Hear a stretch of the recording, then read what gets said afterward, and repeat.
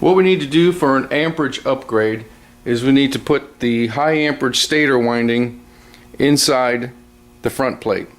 Problem is they're real tight, it's a press fit. So we have to combat that with heat. So that we're not wasting our time, we want to inspect the outer diameter of the aluminum plate.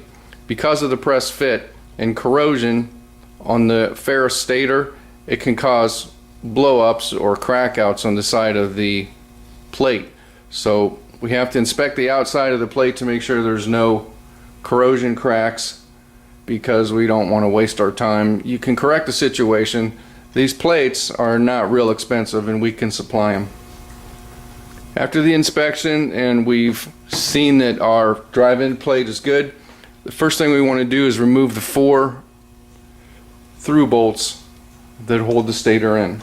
You'll need a 5/16 deep well. Okay, there you can see where the bolts are all 4 out. Sometimes they're a little stubborn. You can assist yourself by putting some rust bust inside, soaking it through from both sides, and tapping on the outer diameter with a hammer to help bust loose, or you can use some heat. Generally though, they come right out. Okay, you'll see that we have 4 leads here on the stator. Find the lead.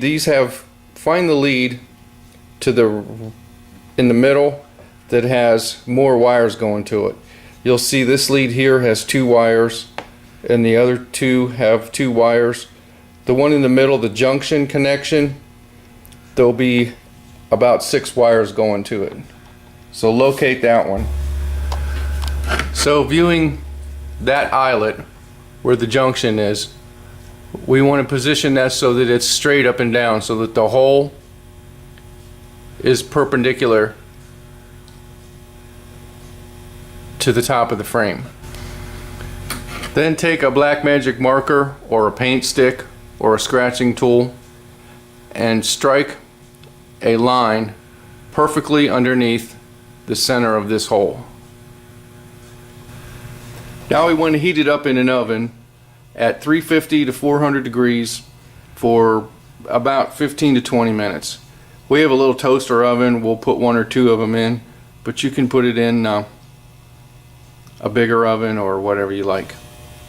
Okay, so we get it out of the oven, and what you're going to do is take your hand and hook your fingers like this, wrap a rag around your hand or an oven mitt or whatever you want to do, and stick them underneath,